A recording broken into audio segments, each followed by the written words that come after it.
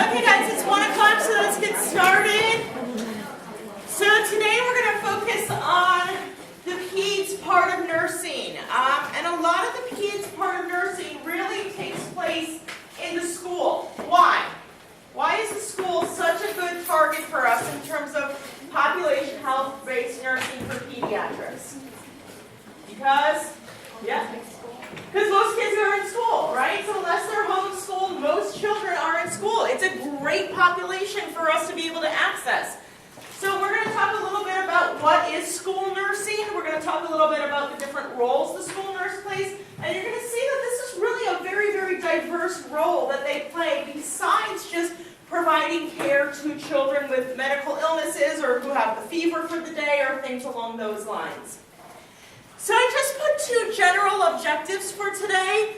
And so the first objective is going to be to define the role of the school nurse as a specialty of practice within nursing, within the context of the framework for the 21st century school nursing practice, and then discuss the standards of practice for school nursing and identify proficient levels of competencies. So now we're going to look at the definition. So I'm actually going to read this to you and then we'll discuss what it means. So what is school nursing? School nursing is a specialized practice of public health nursing. It protects and promotes student health, facilitates normal development, and advances academic success. School nurses, grounded in evidence-based and ethical practice, are the leaders that bridge healthcare and education, provide care coordination, advocate for quality student-centered care, and collaborate to design systems that allow individuals and communities to develop to their full potential. So that's quite a mouthful when we look at what definition the National Association of School Nurses has provided. But that's because school nurses play a lot of different roles. So if we think about it, what do you think of when you think of school nurse? What are some of their jobs? When you were a kid, when would you go see the school nurse? Yeah? When you didn't feel well. When you didn't feel well. So acute illness management. You go see the school nurse when you don't feel well. I went to go see the school nurse when I jumped over a hurdle backwards and broke my wrist. Okay? So you go to see the school nurse when you don't feel well. When else do you go to see a school nurse? Yeah? Like screenings, like for scoliosis, hearing. You got it. Hearing, scoliosis, vision tests. So we're looking at normal growth and development. So we go see the school nurse then. When else do we go see the school nurse? Yeah? Maintaining a medication regimen. Medication regimen. Chronic disease, we go see the school nurse. Is that what you're going to say? Sorry. Or diabetes. Diabetes management. Asthma, huge one with asthma, right? So we've got acute and we've got chronic disease management. We've got our health, growth, and development. But it's also the school nurse who makes sure the school environment is safe. They're the ones that are responsible for double checking that the paint the kids are licking is not lead-based. Okay? So they're responsible for the environmental safety checks within the school. Probably didn't think about that when you were a kid, right? Whoever went to a health class? Who went to sex ed in school? Anything like those? Those curriculums usually developed by the school nurses. So they're responsible for health education as well. So there's a lot of different roles that they play. They play really important roles in leadership and being able to lead schools through healthy environments, being able to lead schools through proper health education. That's why this definition is so complex. It's because the role of the school nurse is extraordinarily complex. They're not just providing patient care. They're environmental nurses, they're family nurses, they're everything that could involve a child, which is a whole lot of different things. So just some different scenarios to kind of touch on what we've looked at and for you to think about.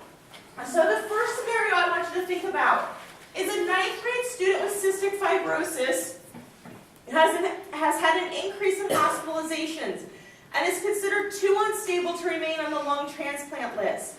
She wants to continue in school in order to be with her friends. The parents have requested a meeting with the school administrator and the school nurse to discuss her DNAR order. Does the school comply with the request? What do you guys think? You're the school nurse. Child with a chronic disease has a DNAR. DNR. Does the school comply with that request? What do you guys think? Yeah, why? It's a legal medical document, number one, right? Yep. It's their wish. It's her wish.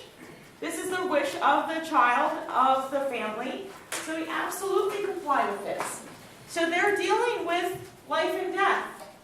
They're not just dealing with the occasional asthma case, but they're dealing with life and death. Let's think about the next one. The 6th grade students are going on a day field trip to the local zoo. A student newly diagnosed with diabetes is scheduled to attend. There is a physician's order for the nurse to be available full-time due to the rapid fluctuations of the student's blood glucose. The principal said there will be no nurse going on the field trip due to lack of substitutes. The parents are unable to attend and are insistent that the nurse is required to go on the field trip. The principal instructs you to train a teacher and parent volunteers how to care for the student. What do you do? What do you guys think? What do you do in that scenario? Do you go on the trip? Do you refuse to train someone else? Or do you train someone else like the principal has requested? Think about delegation principles. Yeah? I feel like it would be appropriate to train somebody else, not just because of the school field trip, but in addition to that, the teachers that are in her classroom should know her symptoms if she's in the classroom. Yeah, absolutely. So not just in relationship to this, and we're about to discuss this as well, but most schools don't have a school nurse. Most schools share one school nurse, maybe among 5 or 6 other schools. So the nurse is not there every day to always be there to support the child. So yes, you are responsible for training other individuals as basically nursing assistants. So you're responsible for making sure teachers, administrators, what happens if a kid gets stung by a bee and you're not at the school that day? Someone better know how to use an EpiPen. Okay? That's life or death. So you are responsible for in-services for other staff members for when you can't be there. Now, in the ideal situation, we always have a nurse there. But then at the same time, if the nurse goes on the field trip, then all of the other children who require care are going to be without a nurse that day. So it's a really ethical dilemma that you're faced with here. And what about the last one? A teenage couple, both 17 years of age, act to speak with you confidentially and can find that they are expecting. They don't want the parents or anyone notified and are considering an abortion. What do you do? Yeah? Give them the information necessary, for abortion, and that's their right not to tell anybody. Exactly. This is not reportable. They've come to you in confidence. This can stay in confidence. You give them the information that they've requested. Okay? So these are the types of things that could be in a single nurse's week. So all of these complex things. This is why it's really important for school nurses to have extensive experience before they become a school nurse. Because they are going to be dealing with things outside of the hospital in the community all of the time that they're not going to have their supportive network of nurse manager, things along those lines. Question? What, I noticed that it says 17 years of age. What is the age where it would be a confidentiality problem? Depends on the state. Okay. Okay, so it completely depends on the state. In general, in most states, once a woman becomes pregnant, a girl becomes pregnant, she no longer is reportable to her parents. So basically, it's kind of if you're old enough to have a child, then you're old enough to make your own decisions. So that's the rule in most states. So in most states, you wouldn't report it to the parents. Okay. So let's talk about these kind of specific rules that lead into these scenarios. When we look at what is the standard of practice for our school nurses, they're responsible for care coordination. So again, it may be providing direct care every day to students, or it may be that they're responsible for 5 different schools, so they're going to have to provide the coordination of care. Who gives the asthma treatments? Who gives this? Who does that? Who calls parents when there's a fever? All of those different things have to be mapped out at every single school for when the nurse is not there. They play huge leadership roles. So they play leadership roles in terms of, like we said, health education. They play leadership roles in terms of school safety, environmental safety. Quality improvement. So they are very involved in evaluation and saying, okay, this is working, this is not working, here's what we need to change. And they really serve as a link between education and health. So they play a significant community or public health service because, as we've discussed before, education is a key to good health. So if someone is chronically sick and can't attend school, then their education is being impacted by their health. But if someone is not going to school, they're less likely to be educated about basic public health things like hand washing, things that you learn in preschool, kindergarten, first grade. So there's less exposure to that there. So this is the link that the school nurse plays between the community and the school. So what is the purpose of school nursing? It's to facilitate normal development. That's part of the screening processes. Facilitate normal development. Promote health and safety. That's part of the health education classes that they're developing. And again, the environmental safety checks that they're doing. Intervene with actual and potential health problems. So they're going to intervene if a child is having an asthma attack. They're going to intervene at that point in time. Or even potential health problems, that goes back to screening. They're going to identify potential health problems early. They're going to provide case management services. You guys just had a test on case management. What is it?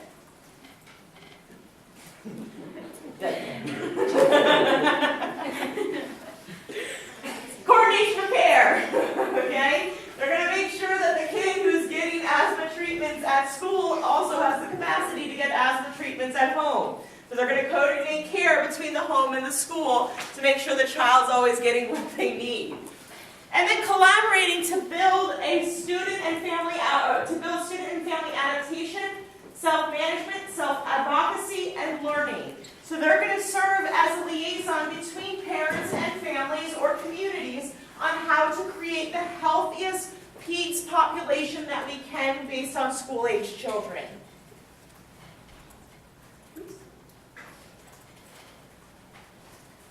They're also, like we said, going to provide direct health care. But one of the things that we didn't notice is sometimes they're not only going to provide direct health care to the students, but they're also going to provide direct health care to the staff. So if the staff gets stung by a bee and they have an anaphylactic reaction, it's going to be the school nurse who's going to give the EpiPen, things along those lines. So they're not going to necessarily be responsible for like yearly physicals for the staff or those types of preventative health care, but they can definitely be there in case of emergency for staff. Provide leadership for the provision of health services. Again, this goes back to the fact that they're most likely going to be at one of 5 different schools in a week. So they're going to have to make sure that the auxiliary staff, it falls on the school secretaries, the teachers, that they know what to do. Provide screening and referral. So we talked about this vision screening, hearing screening, scoliosis screening are some of the screenings that we can do. Some schools are starting to do height for weight screening to try to screen for obesity. So those are things we can do as well. Promote a healthy school environment, promote generalized health, provide leadership for policies. So they're going to be the ones that are going to say, you know what, we're not talking about hand washing at flu season. Or maybe we need to have a policy that we have a flu vaccination campaign here in the school after school hours for any families that come through. These are the areas they're going to provide leadership on. And like I said, they're going to liaise between the school personnel, the family, community, and other healthcare providers. So now we're going to look at each of these a little bit more in depth. So direct care. This means providing comprehensive and systematic health analysis or assessments to analyze, to identify health problems, and then the most important thing is to develop this healthcare plan that we're going to follow in schools. So the first thing is going to be as a child, a kindergartner, they come in for the first time to your school. You're going to get a note from the parent or from the doctor that says this child has asthma and needs to use their inhaler twice a day. Then you're going to implement a plan. You're going to implement a plan with the teacher that says here are 2 times of days that would make sense for the child to leave the classroom and come see the school nurse because instruction's not going on. Because the last thing we want to do is pull the kid out in the middle of math class, so they miss 10 minutes of math, just to come use their inhaler. So you're going to do this type of implementation plan, keeping in mind what their actual school schedule is, not just when is it good to give a med. You're going to manage and update the plan, and if there's any concerns, then you're going to talk to the concerned personnel. So let's say that this same kindergartner comes twice a day for their asthma medication, but they're coming 3 times a day on top of that because they're having exacerbations. You are going to communicate that to both the parents, and if you have the parents' permission, to the child's pediatrician as well for better care management and follow-up. You're going to provide ongoing health information to students, parents, and school authorities. So these are your health education sessions, whether it's flu vaccines, hand washing, in older populations, safe sex, things along those lines. You're going to provide these types of things. Plan and implement those school screening programs that we talked about, direct immunization programs, administer meds, document care, and report school health data. This is a big one. Again, when you are a school health nurse, guess what class comes really into play? Statistics. Okay? You were sitting in statistics wondering, when on earth am I going to ever use this in nursing? Well, you're going to use it in nursing when you're a population health nurse and you're having to report the level of disease processes that you have in the school, the number of health emergencies you have in the school. When you're reporting different types of trends, that's where you're using that statistics class that you wondered, why on earth do I have to take this for nursing? It's because a lot of areas of nursing do our reporting based on statistics. So you're going to be reporting school health data to the district or to the state or even to the national government. In terms of leadership, you're going to develop plans and training of school staff. So you may decide that there's a lot of kids here with peanut allergies, so I need to do a training on what is a peanut allergy, and I also need to do a training on how to administer an EpiPen safely in case I can't get there fast enough. So that might be a school training that you're doing. There might be a teenage pregnancy epidemic, so you might decide if a student talks to a teacher about wanting to talk about safe sex because they really are comfortable with that teacher, does the teacher know what to say? Does the teacher know what they're allowed to say? So you might develop a training plan for faculty on how to discuss sex with your teenagers. So these are all things that you might do. You're going to maintain confidentiality and communication and documentation as long as it's legal. So if the child comes in or a 16-year-old comes in and says that They are in a relationship with a 35-year-old man. Is that confidential? No. What's that called? Statutory rape. That is not confidential. If a 16-year-old comes in and says that they're in a sexual relationship with a 17-year-old, is that confidential? Yes. Okay. So you have to know what's legal, what's reportable, what's not reportable, so that you can maintain confidentiality with the child or with the teenager while you're doing these discussions. And then the last thing is going to be appropriate delegation of care. Like I said, this is totally different and most likely not going to be on your NCLEX. I've never seen a question about who do you delegate to in a school. But this is totally different than delegating in a hospital because we don't have other health-trained staff. It's not like we have a staff of LPNs and a staff of nursing assistants that have very clear delineations on who it goes to. So this is going to have a whole lot to do with what are state and school policies in terms of who's responsible for what. Again, it's going to be a very big difference if you're at a school that you go to the same school every day. It's going to be totally different if you are supervising 30 different schools. Then you're going to have to be training a lot of people on how to administer meds, how to do maybe suctioning for a patient that's got a trait that comes into school, a child with a trait. You're going to have to figure out who can I safely train to do this type of information. So leadership comes in the form of delegation. Like we talked about the role of screening and referrals, vision, hearing, posture, BMI. Referrals in a timely manner. So how do you make a referral? So you say, okay, I think this kid has scoliosis. I've done the test. Seems like a pretty significant curvature to me. Who do you refer to? CCB? No, actually just the parents. Okay? So you refer to the parents. You let the parents know. So the parents are going to be your referral because they're the ones who are going to make the appointment with the child's pediatrician. Okay, so you're going to make referrals to the parents. You're going to recognize any deviation from normal growth or development. So this could be both physical growth and development. You could have a severely undernourished child. Then you might refer to Child Protective Services, to CCP, for further follow-up. Or you could also identify that there's a 7-year-old that continually wets their pants in class. So that might have some psychological underpinnings. So you need to be monitoring these kids with the assistance of the teachers and the teachers' aides to figure out, are they developmentally where they should be? Okay. To promote health school environment, you're going to make sure you provide both a physical and emotional safety. So you're going to make sure you're implementing precautions against blood-borne pathogens and infectious diseases. So how do you think you're going to do that? Yeah? Wash your hands, wear gloves. Wash your hands, wear gloves, exactly. So make sure when you're teaching all of these teachers how to do blood sugar finger checks, because 10% of the school has diabetes, you make sure you teach them how to wear gloves, that they need to be wearing gloves when they're doing the finger stick check on the child. Okay? So you need to make sure they're wearing gloves, washing hands, immunizations.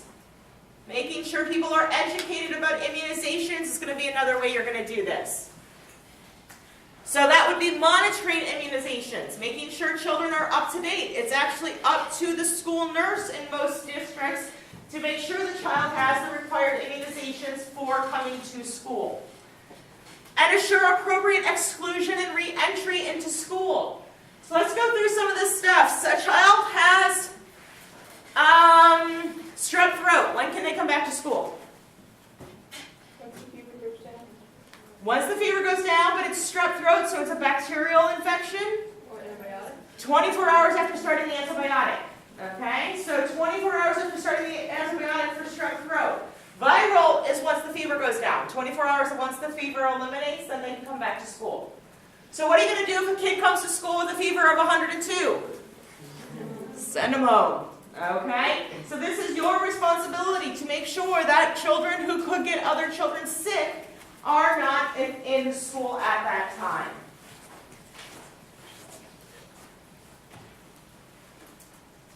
Again, promoting health at school environment. You're going to report communicable diseases. Anyone know what are some communicable diseases? This is taking you back to the beginning of the semester.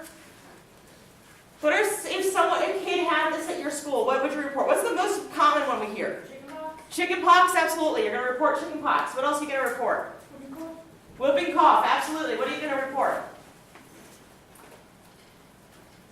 What's the one that you're going to call all the parents about and they're going to be totally grossed out? Lice. That's the most likely one you're going to call about, okay? So chickenpox, whooping cough, absolutely. Measles, all of these are going to be reportable.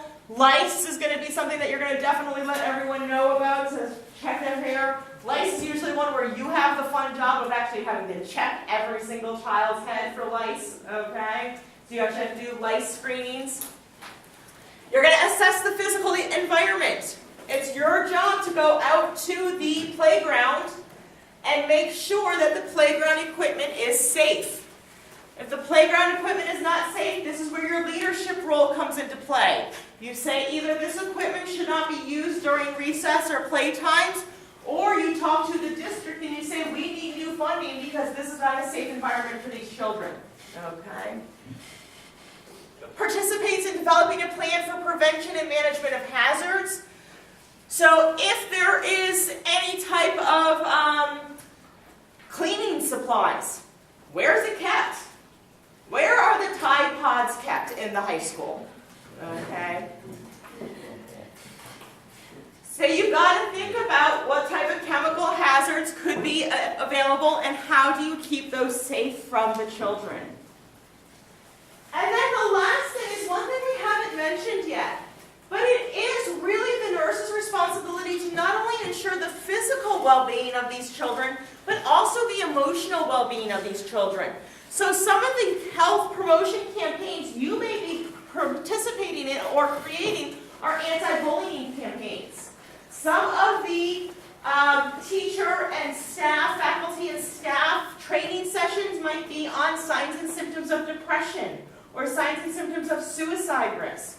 So we got to make sure that we're not forgetting when we're looking at for safe environments that safe means emotional safe environments as well. And how do we make that happen?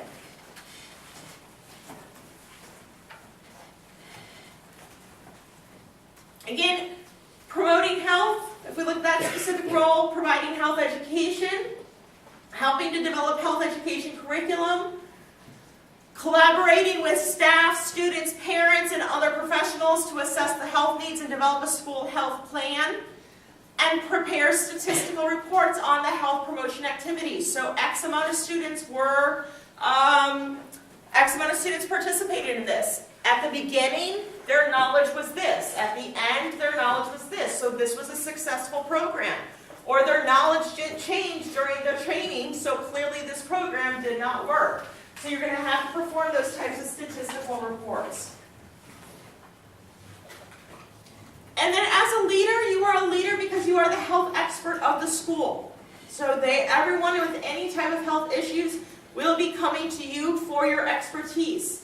You're also going to be leading in terms of development and evaluation of school health policies, procedures, and standing orders. And you're going to be responsible for health promotion and protection and chronic disease management. Some other ways you're going to be a leader, so where this leadership role comes into play. Coordinate the school health programs and the school wellness policies. Guess what? It's up to you to help lead the crisis and the disaster ones as well. So you are going to be intimately involved in the active shooter drills. You're going to be intimately involved in the fire drills. You're going to be intimately involved in the traumatized child after the active shooting drill. Okay. So all of these disaster preparedness response, tornado drills, everything along those lines, that's going to fall into your responsibility to make sure that there's plans in place. Emergency medical conditions, someone falls down a flight of stairs, someone needs an EpiPen, that's always going to be you. Your top priority in that moment will be to go deal with that emergency medical condition. mental health protection, that includes the anti-bullying, the awareness of suicide, things along those lines. Acute illness management, so again, deciding who and when people can come back to school. And infectious disease prevention and management, as we've already discussed.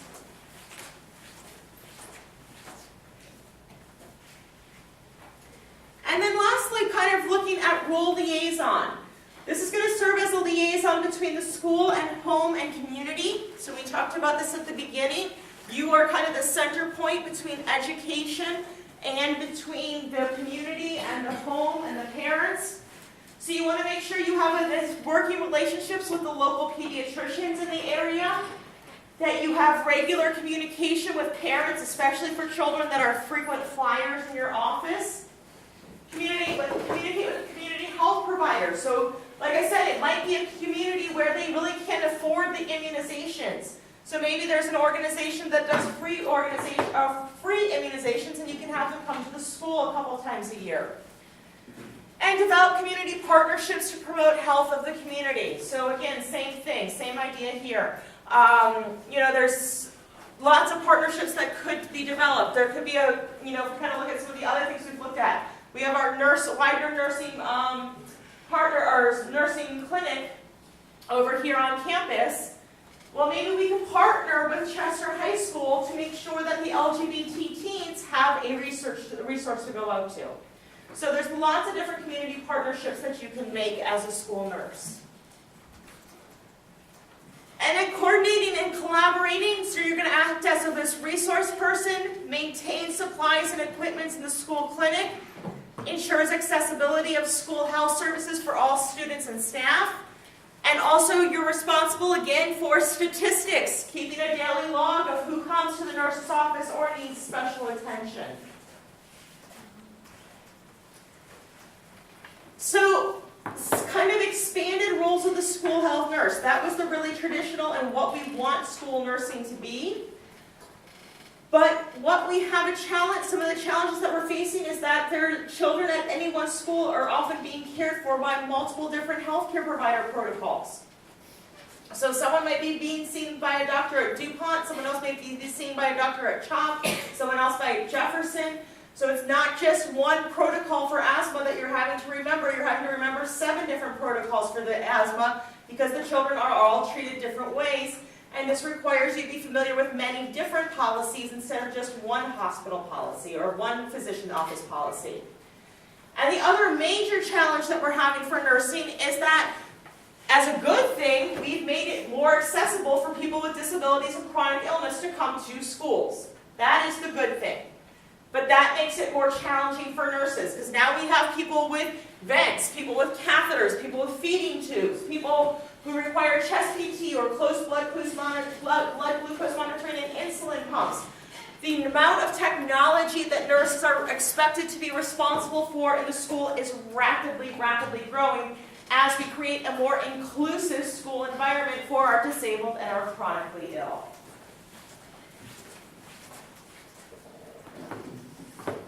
So, the big points I wanted you guys to take from those previous slides is what in general does a school nurse do, and realize that they do almost everything. Okay, so they have a really large scope of practice that they're responsible for. Now I want you to take a look at a couple of different maps and think about how this would impact the role the school nurse is supposed to play. So if we look at the light yellow, so up in the northeast here, that means that there's 0 to 500 students per school nurse on average. That's not a bad number. If we look at the darker number, there's 501 to 1,000 students per school nurse in these states. The lighter orange, 1,000 to 2,000 students per school nurse. And our dark orange, more than 2,000 students per school nurse. So think back to all of those responsibilities and then imagine trying to do that for 2,000 students plus. So this is where the field is really being challenged, is that the nurse-to-student ratios are not safe. So what is it recommended? It's recommended that there's 750 students per student or per school nurse. If there are school nurses or students that require daily professional nursing services, so chronic asthma management, vent care, things along that number of recommendation goes down to 1 school nurse for every 225 students. If they have extremely complex healthcare needs, then the number drops to 1 school nurse for every 125 students. And if the student requires daily care, then it's recommended a 1-to-1 ratio. Now think back to the previous slide. We've got a lot of states that are at 1 to 2,000. So where do we stand? Pennsylvania, we have 832 students per school nurse. So we're above the average. New Jersey, 674 students per school nurse. Delaware, 519 students per school nurse. But look at Utah, 4,893 students per school nurse. How effective do you think those school nurses are able to be at their jobs? They have to prioritize what they're going to do. So their priorities are going to be much higher on the leadership piece, making sure care coordination is happening at the school level as opposed to the direct child-to-nurse interaction. Now here's the really crazy one. Hawaii. Not one. There's no school nurses. So think of all of those jobs that we just talked about. Who do you think that's being put on? Teachers, school secretaries, administrators. How safe do you think that is for kids in Hawaii? Not very safe.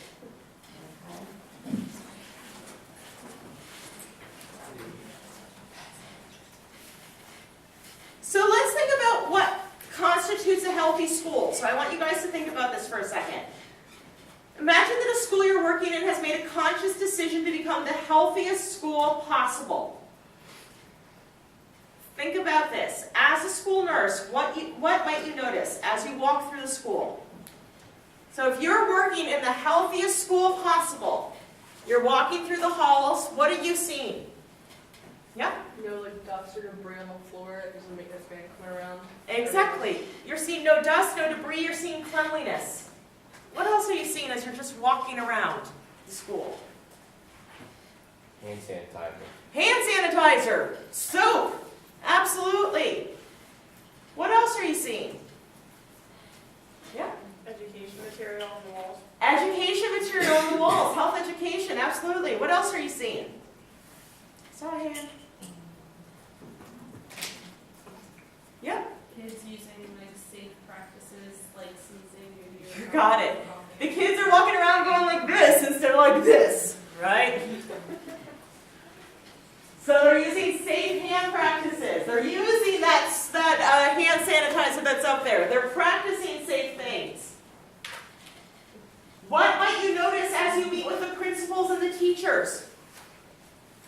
So what might you notice as you meet with the principals and the teachers? Yeah? They're happy to collaborate together. They're happy in their collaboration together. It's a strong partnership for this happy school, this healthy school. What else might you notice about the principal and the teachers? Yeah? Maybe if you talk with them, they know who's an asthmatic, who's a diabetic, they have a whole list and they know what to do if something goes wrong. They know the chronic illnesses and the acute illnesses that their classrooms are facing. They're educated not only in what to do, but they're also educated about their student population. Absolutely. What do you notice as you meet with the students?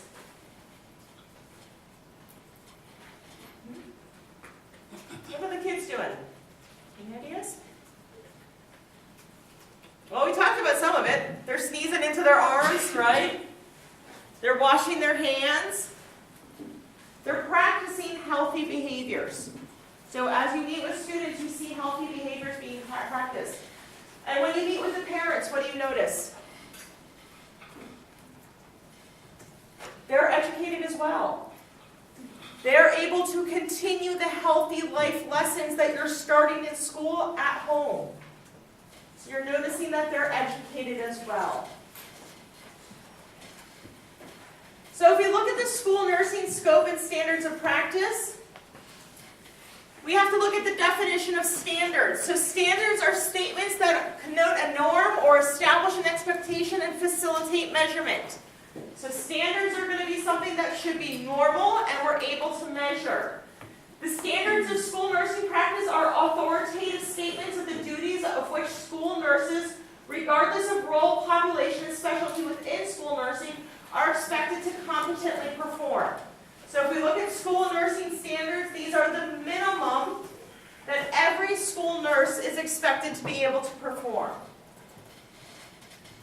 So there's 6 steps: assessment, diagnosis, outcomes, planning, implementation, including coordination of care, health teaching, consultation, prescriptive authority and treatment, and evaluation.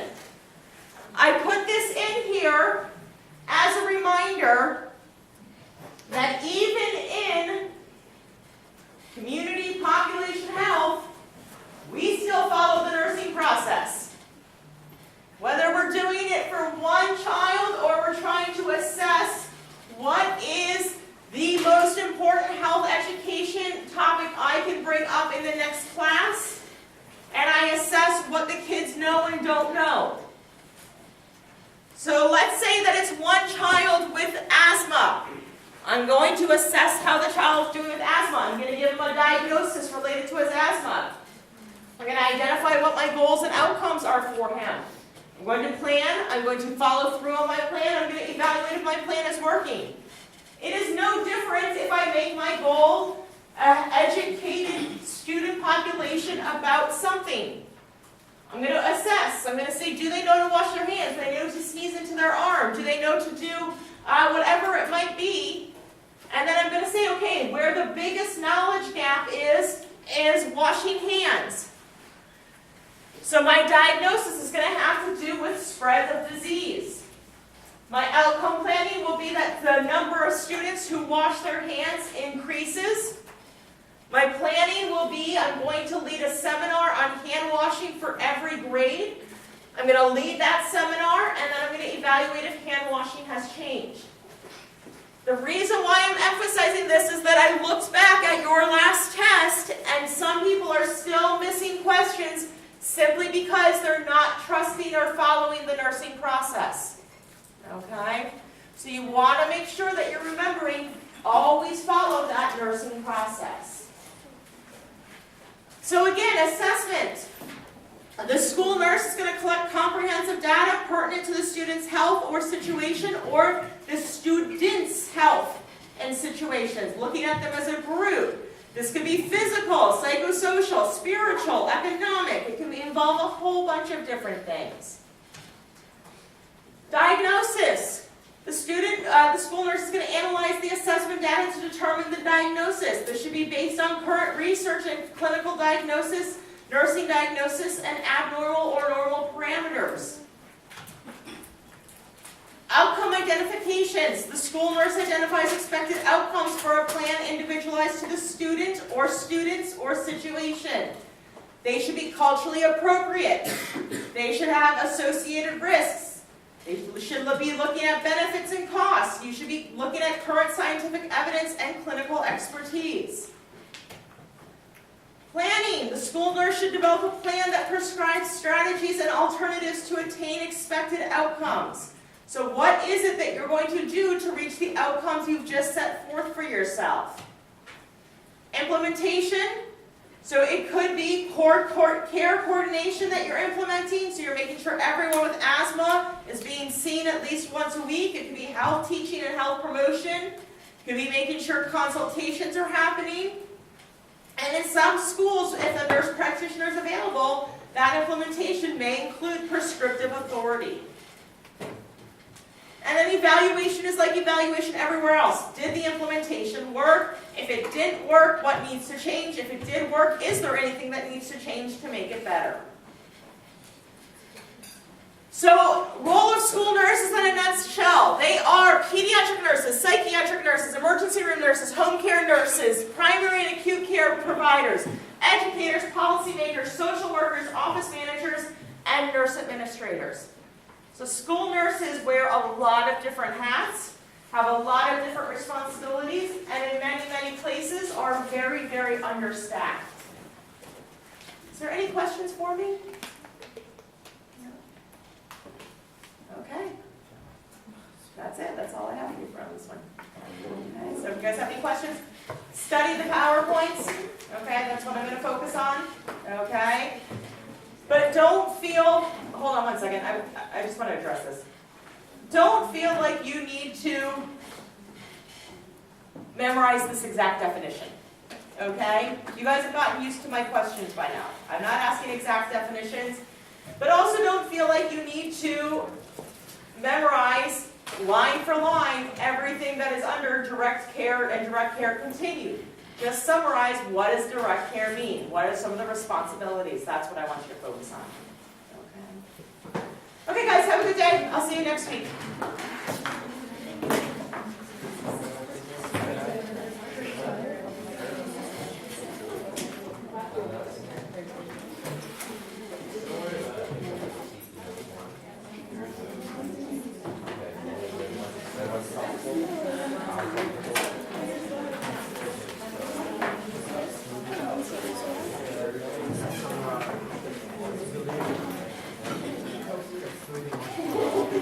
Okay, that's okay.